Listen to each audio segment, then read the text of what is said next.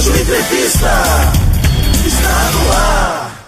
Vamos nessa, conectado com você, sintonizado sempre pelas ondas amigas dos 580, aqui pelo Dial, e também pelo nosso site radiorelogem.com.br e pelo aplicativo também. Não esquece, tá? Pelo canal 61 da nossa TV. Também você pode ouvir a programação da Rádio Relógio e acompanhar o Relógio Entrevista. Meu povo, a chamada hipertensão arterial é uma condição, silenciosa que afeta milhões de pessoas e muitas vezes não apresenta sintomas. Isso aí todos sabem, obviamente. Por isso surgem muitas dúvidas. Aí você está se perguntando, quem tem pressão alta sempre sente algo? Dor de cabeça, tontura, tal. O sal, gente, é realmente o único vilão? E aí? Bom, a pressão só preocupa pessoas mais velhas? Ou não? Pois é, o que é verdade e o que é mito quando o assunto é pressão arterial? Para esclarecer essas dúvidas, essas e outras questões, eu vou conversar agora com o cardiologista e professor da Universidade Federal de Goiás, Dr. Gilberto Campos. Em primeiro lugar, doutor, mais uma vez, muito obrigado pelo carinho, pela recepção e um bom dia para o senhor em nome de toda a família Rádio Relógio. Bom dia aos ouvintes do Manhã Melhor. Opa, obrigado, doutor, mais uma vez aqui por participar em 580, que é a nossa querida Rádio Relógio, já trazendo aqui a primeira pergunta, respondendo pra gente aqui, por gentileza. Doutor, quem tem pressão alta sempre sente dor de cabeça ou não? Quem tem pressão alta, infelizmente, nem sempre vai ter aquele sintoma bem típico que a gente está acostumado, de dor de cabeça ou dor na nuca, que a gente fala nucalgia, A pressão é considerada um inimigo silencioso, porque às vezes ela não tem esses sintomas tradicionais que a gente está acostumado com a cefaleia, com a dor de cabeça. A pessoa pode ter pressão muito alta e não apresentar sintomas relacionados à dor de cabeça. Entendi. E ela também apresenta, aliás, a pressão alta pode não apresentar nenhum sintomas? Ou sintoma, melhor dizendo? A hipertensão é considerado um inimigo silencioso. E esse termo se dá ao fato de que, às vezes, a pessoa pode ser um hipertenso de longa data, com níveis pressóricos bem elevados e não apresentar nenhum sintoma. É uma doença silenciosa, e por ser uma doença silenciosa, às vezes leva a dificuldade do paciente fazer o tratamento de maneira adequada, porque muitos associam a ausência de sintoma com a ausência de problemas, a ausência de complicações, e às vezes não faz o tratamento de forma adequada. Então, o que fica aqui o meu alerta? Nem sempre a pressão alta apresenta sintomas. Sempre deve procurar um médico que entende do assunto e também, no mínimo, de 1 a 2 vezes por ano, verificar a pressão. Certo. Agora, doutor, uma outra dúvida aqui muito importante. Essa aí, eu acho, achar é dúvida, tenho quase certeza que todos sabem disso. Sal é o único vilão da pressão alta, doutor? O sal é um grande vilão da hipertensão. O brasileiro consome uma média entre 10 e 15 gramas de sal por dia. A Sociedade Médica, principalmente Cardiologia de Hipertensão, recomenda que no máximo se deve consumir 5 gramas de sal por dia. Porém, o sal não é o único vilão que nós temos. O excesso de peso, o sedentarismo, o excesso do consumo de álcool, o fator emocional, estresse, ansiedade, a qualidade do sono, herança genética, histórico familiar de doenças cardiovasculares, todos esses são sintomas que fazem com que a gente apresente hipertensão, até mesmo sintomas relacionados à idade. O próprio envelhecimento faz com que haja um aumento expressivo do desenvolvimento da hipertensão, herança genética e histórico familiar também. Certo. O senhor falou aí sobre o estresse, doutor? Ele também pode aumentar a pressão arterial no geral, doutor? O Brasil está entre os maiores consumidores de psicotrópicos do mundo, ou seja, remédios para estresse e ansiedade.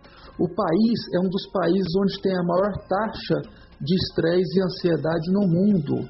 E, infelizmente, a alteração do fator emocional, como, por exemplo, a ansiedade, o estresse, que pode ser causado também por uma qualidade de sono ruim, ou as adversidades da vida que nós vivemos, é um grande fator de risco para aumentar a pressão. Não é o único. Ninguém vai desenvolver hipertensão somente em virtude do estresse elevado, mas é um grande fator desencadeador também. Então, tratar o estresse é de extrema relevância na prevenção da hipertensão.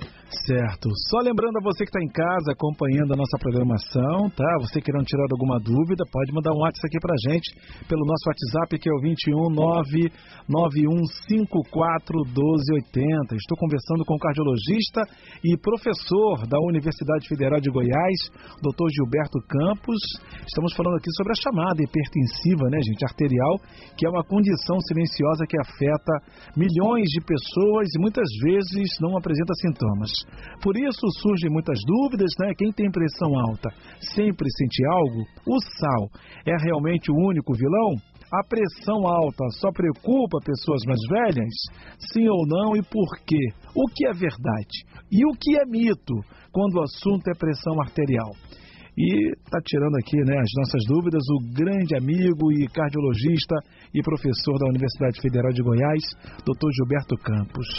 Doutor, a Maria Lúcia, que é moradora de Campos Elíseos, Duque de Caxias, está perguntando o seguinte: doutor, me chamo Maria Lúcia, gostaria de tirar uma informação com o senhor.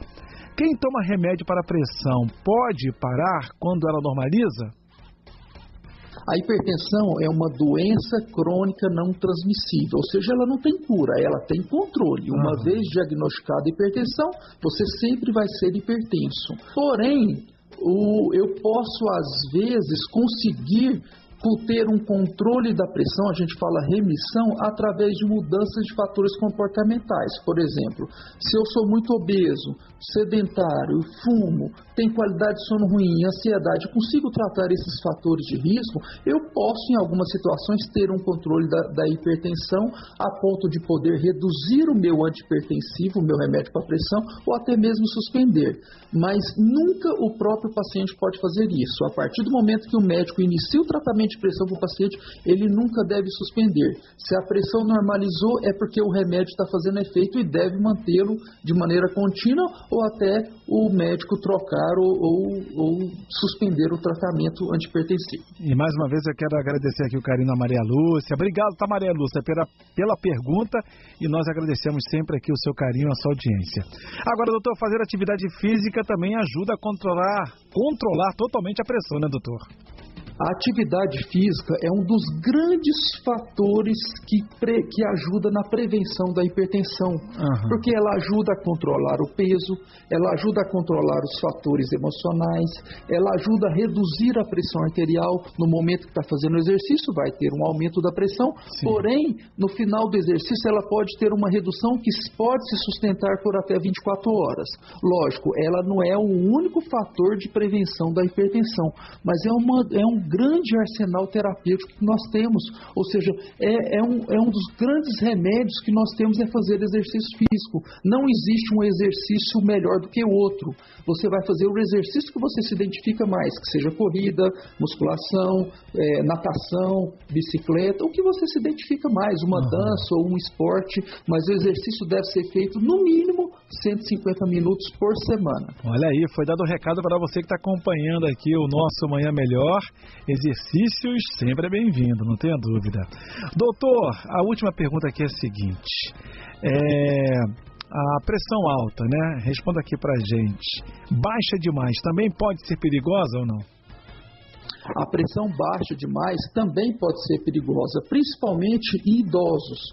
Porque se eu tenho uma queda expressiva da pressão arterial em idosos que já são mais frágeis, sim, mais vulneráveis, com perda de calcificação nos ossos, ou seja, a osteoporose, uma queda de pressão, de repente, quando ele vai levantar de madrugada para ir ao banheiro, essa queda de pressão ela pode desenvolver um desmaio, uma queda da própria altura, pode bater a cabeça e ter um traumatismo craniano, pode quebrar uma perna e uma série de outras complicações, ou quando está dirigindo, imagina o perigo. Então, tanto tanto a pressão alta demais quanto a pressão baixa demais podem ser nocivas para as pessoas. Então tem que tomar cuidado no tratamento das duas. Tá certo. Foi dado um recado para você que está acompanhando aqui o nosso Manhã Melhor. Eu conversei com o cardiologista e professor, da Universidade Federal de Goiás, Dr. Gilberto Campos. Falamos aqui sobre mitos e verdades sobre a pressão arterial. Doutor, mais uma vez, muito obrigado pela participação do senhor. Suas considerações finais. Agradeço de coração a diretoria do programa Manhã Melhor pelo honroso convite e estar esclarecendo um pouco sobre os mitos e verdades sobre a hipertensão. E quem quiser saber mais sobre isso, meu Instagram é gilberto.cardiofit. Tenham todos um excelente dia e uma grande semana. Valeu, doutor. Para o senhor também. Muito obrigado. Muito obrigado pela participação em nome de toda a família Rádio Relógio e até a próxima. Só lembrando aos nossos ouvintes, quem ficou interessado ou interessada quer ouvir de novo, ouviu só uma parte, essa entrevista ficará disponível a partir de amanhã em formato de podcast nas principais plataformas digitais. Essa edição fechou, meu povo.